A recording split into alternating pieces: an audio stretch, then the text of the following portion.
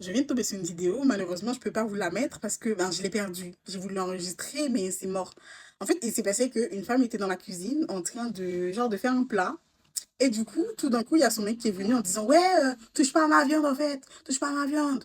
Et en mode, la meuf, elle a répondu en disant, ouais, mais non, c'est pas ta viande et tout. Et il dit que, bah ouais, est-ce que t'as fait les courses? Est-ce que t'as fait les courses, en fait? Non, non, non, non. Alors que déjà, la dame, elle prépare un truc pour leur fils, genre, leur enfant. Bref, on va pas s'attarder là-dessus. Moi, ce que je tenais à dire, c'est que pourquoi vous voulez autant vous gâcher la vie? Ok, certes, cet homme, il aurait pu être un bon homme au début. Bien évidemment, je vais pas vous dire comment mener votre vie, je ne sais pas ce qui s'est passé aussi. Mais quand vous vous rendez compte que votre partenaire ou que vos partenaires ne sont plus ce qu'ils étaient, lâchez vos pieds en fait. Qu'est-ce qui vous retient? Des fois aussi, vous restez soi-disant pour les enfants. Encore une fois, vous faites ce que vous voulez. En fait, il y a des personnes avec qui il ne faut pas avoir de relation amoureuse. Ayez juste une relation de colocation. Parce qu'une personne qui te parle comme ça, en plus le gars, en fait, il n'est pas parti, comment je peux dire ça, en douceur, hein. C'était tellement sauvage, c'était tellement agressif, en fait, en disant que, ouais, mais tu fais pas les courses, hein, tu touches pas à ma viande. En fait, ça, c'est une relation de colocation, en fait. Ok, je peux comprendre, il y a des petits trucs quand on fait les courses. Tu sais que c'est ta femme qui l'a acheté, donc tu sais que c'est ton mari qui l'a acheté. Chacun son truc, ok. Mais les trucs, par exemple, jambon ou de la viande qui se trouve au frigo, ou un tel va dire que oui, ben t'as pas fait les courses, tu touches pas. T'as pas dit, tu fais pas ça. Si c'est un coloc. Des fois, j'ai l'impression que, en fait, quand tu vois la relation, la nature ne te dit pas que c'est une relation amoureuse. Ce que tu vois, c'est une relation de colocation, mais sauf que vous donnez des passe-doigts à ces personnes-là. Vous leur donnez l'intimité qu'ils n'auraient pas dû avoir. Parce qu'une personne qui est comme ça, bon, peut-être que l'homme, il est devenu comme ça après qu'ils aient eu un enfant, mais bref, il y a des personnes, malgré ça, hein, même en voyant à quel point leurs hommes les traitent de la sorte, ils continuent quand même.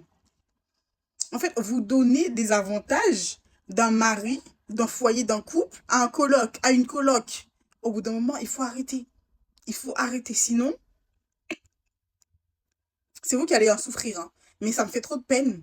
Ça me fait trop de peine de voir ce genre de choses, en fait. Et je me dis, mais en fait, est-ce qu'il n'a pas vu que la femme était en train de filmer, etc. Et en fait, on dirait que c'est devenu normal. Et j'ai l'impression aussi que, malheureusement pour certaines femmes et tout, en fait, s'il n'y a pas de drama dans la relation, ça va pas. Ou peut-être elles se sont tellement habituées qu'en mode de ça répond du tac au tac. C'est pas une compétition.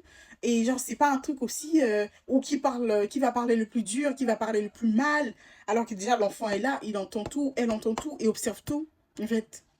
Genre, vous aimez ce genre de relation où on vous traite pas bien? Vous aimez ce genre de relation où, je sais pas, on dirait que vous êtes en train de faire, comment dire, c'est de la boxe façon, lui il met ses points, toi tu mets tes points, il laisse pas tomber, tu laisses pas tomber.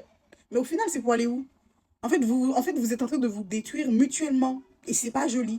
Le pire encore, c'est quand il y a des enfants au milieu. Et les enfants, ils finissent par payer la peau cassée. Alors que, bah, ils ont rien demandé, ces enfants. Ils ont pas demandé à naître d'un père comme ça ou d'une mère comme ça. On redescend. Alors, bien évidemment, je n'ai pas 10 ans de relation, 10 ans d'expérience. Et je ne vous dirai pas comment vivre votre vie en amoureux et tout. Mais tout ce que je sais, c'est que je sais ce que c'est un bon traitement.